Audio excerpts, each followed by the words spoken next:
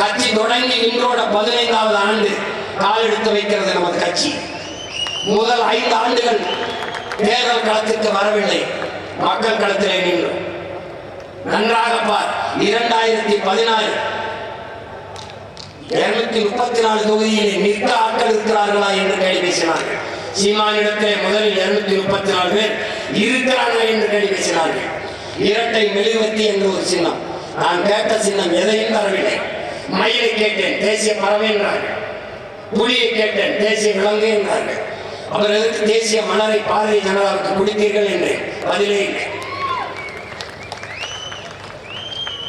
காளைமான கொடுங்கள் என்று உயிருள்ள எதையும் கொடுக்க முடியாது என்றார்கள்.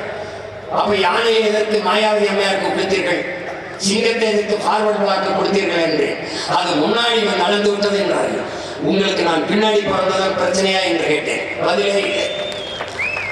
கடைசியாக போங்கள் உங்களுக்கு ஒரு சின்னம் தருகிறோம் என்றார்கள், இரட்டை மெழுகுவர்த்தி. ஓட்டுக்கு 1 ரூபாய் காசு இல்லை, துண்டறிக்கை அடிக்க கூட காசு இல்லை, வயிற்றை நிரப்பிக் கொள்ள கூட வழி இல்லை. நடந்தும் வேர்க்க விறுவிறுக்க ரத்தத்தை வேர்வையாக சிந்தி வீதி வீதியாக இவ்வளவு பெரிய படை வந்து இல்லை.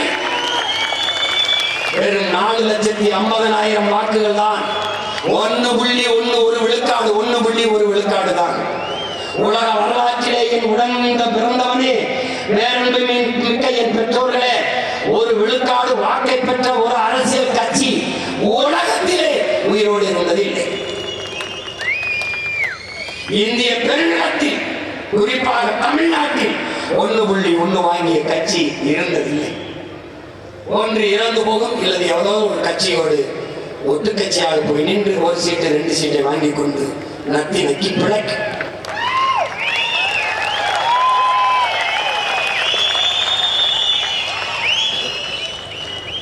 சோம்பலும் ஓய்வும் தற்கொலைக்கு சமம். அந்த சோறு வரும்போதெல்லாம் என் கண் முன்னே என் தலைவன் பிரபாகர், மண்ணின் விடுதலைக்காக இன்னுயிரை இந்த மாவீரர்கள், கொத்து கொத்தாக செத்து விழுந்த என் மக்கள், என் மொழி சாகக்கூடாது என்று செத்த எமது மொழிப்போர் மாணவர்கள், எனது முன்னவர்கள் வகுத்து தந்த பாதையை மறுபடியும் முசிப்பிக் கொண்டு எழுந்தோம். 2019 பாராளுமன்றம் 17,50,000 வாக்குகள், 5 விழுக்காடு தொட்டம். பிறகு 21 சட்டமன்றம். அப்போது ஒரு விவசாயி என்று ஒரு சின்னத்தை கொடுத்தார்கள். 19 தேர்தலிலும் தோற்றம். இடையிழந்த எல்லா இடைத்தேர்தலிலும் போட்டியிட்டது. இந்திய வரலாற்றில், அரசியல் வரலாற்றில், தமிழ்நாட்டு அரசியல் வரலாற்றில் ஒரு இடைத்தேர்தல், ஒரு தேர்தலை கூட புறக்கணிக்காமல் போட்டியிட்ட ஒரே கட்சி நாம் தமிழர் கட்சி மட்டும்தான்.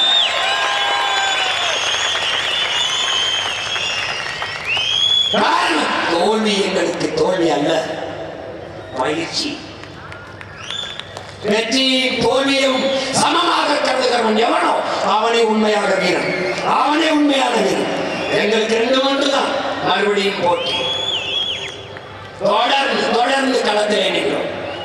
2019 ஒரு சின்னம் விவசாயி, கண்ணா கிசான் என்ற ஒரு சின்னம், ஒரு கை கட்டி ஒரு வளைந்த விவசாயி, ஒரு இரட்டை கரும்பு விவசாயி என்று பெயர் வைத்தவன் நான் தான். அவருக்கு வீதி வீதியாக கொண்டு போய் சேர்த்தோம். 17,50,000. நீலகிரியில வேட்பாளரை போடவில்லை, என் தம்பிகள் தவறு செய்து விட்டார்கள். இல்லை என்றால் 18 லட்சத்திற்கு மேலே தொட்டு அன்றைக்கு 6 விழுக்காடு தொட்டு இருக்கும் கட்சி. இடையிலே என் அண்ணன் கமலஹாசன், இடையிலே ஐயா டிடிவி, எல்லாரையும் தாண்டி சற்றும் தளர்ச்சியின்றி பயணத்தை தொடர்ந்து போய்கொண்டே இருந்தது. 21 விவசாயி சின்னம், அதே சின்னம். 234 போட்டி, 117 பெண்கள், 117 ஆண்கள், சம வாய்ப்பு.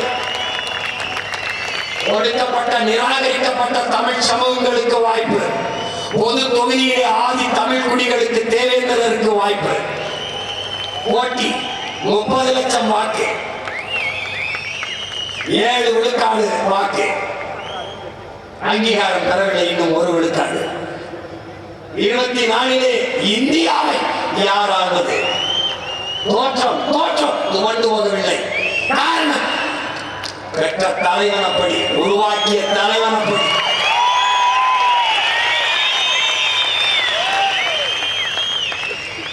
உருவாக்கிய தலைவனப்படி மறுபடியும் களத்திலே 24 விவசாய சின்னம் இருந்தால் சீமான் பெரிய வளர்க்கு வளர்ந்து விடுவான் என்று அஞ்சி என்னையை ரைட விட்டார்கள். ஏன்? எழுச்சி மிக்க இளைஞர் கூட்டம் அவன் பின்னால் திரள்கிறது. இளைஞர்களின் வீட்டிற்கு நாம் என்னையை ரைட விட்டால், சோழனை விட்டால்,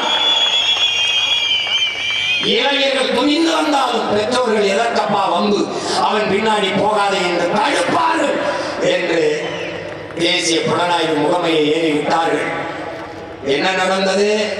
அதைவிட 1000 மடங்கு என் பிள்ளைகள் எழுச்சியோடு திரண்டு வந்து கொண்டிருக்கிறார்கள். கடைசியாக விவசாய சின்னத்தை எடுத்துக் விட்டார். வேட்பாளர் அறிவிக்குமாறு சின்னம் இல்லை. கடைசியாக ஒரு மைக்கை கொடுத்தார்கள். அந்த மைக்கை வைத்துக் கொண்டு ₹1 காசு இல்லாம் என் இடத்தில் கேட்டார், இத்தனை வாக்கை எவ்வளவு செலவழித்திருப்பீர்கள் என்று. நான் எவ்வளவு செலவழித்திருப்பேன் என்று நீங்கள் சொல்லுங்கள் என்று கேட்டேன். ஒரு தலைவர் சொன்னார், ஒரு தொகுதிக்கு 3 கோடி செலவழித்திருப்பீர்களா என்று கேட்டார். நான் சிரித்தேன். என்ன சிரிக்கிறீர்கள்? நான் ஒரு தொகுதிக்கு 3 லட்சம் தான் செலவு பண்ணேன் என்று சொன்னேன். அவர் என்னை பார்த்தார், வியந்து பார்த்தார். என்ன இப்படி சொல்கிறீர்கள்? 3 கோடி ஒரு தொகுதிக்கு செலவு இருந்தால் நாட்டையே நான் 4 வருஷத்துக்கு முன்னாடியே வென்றிருப்பேன்.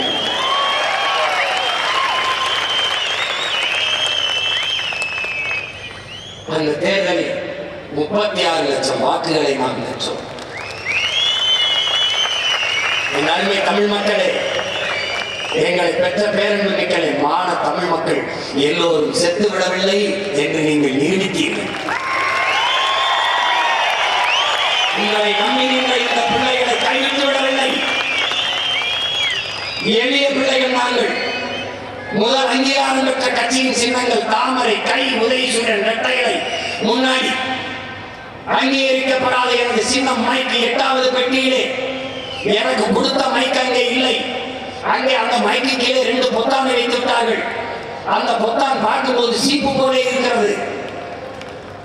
அதை தேடி இந்திய நாட்டை யாராவது ஐயா மோடியா, அருமை சகோதரர் ராகுலா என்பதுதான் போட்டி. எளிய மகன் சீமானை தேடி, அவன் சின்னத்தை தேடி, 8வது பெட்டியிலே தேடி, இத்தனை ஆயிரக்கணக்கான கோடி பணத்தை தாண்டி, சாராயத்தை தாண்டி, சாப்பாட்டை தாண்டி, சாதி மதத்தை தாண்டி, மான தமிழ் மக்கள் 36 லட்சம் வாக்கை போட்டு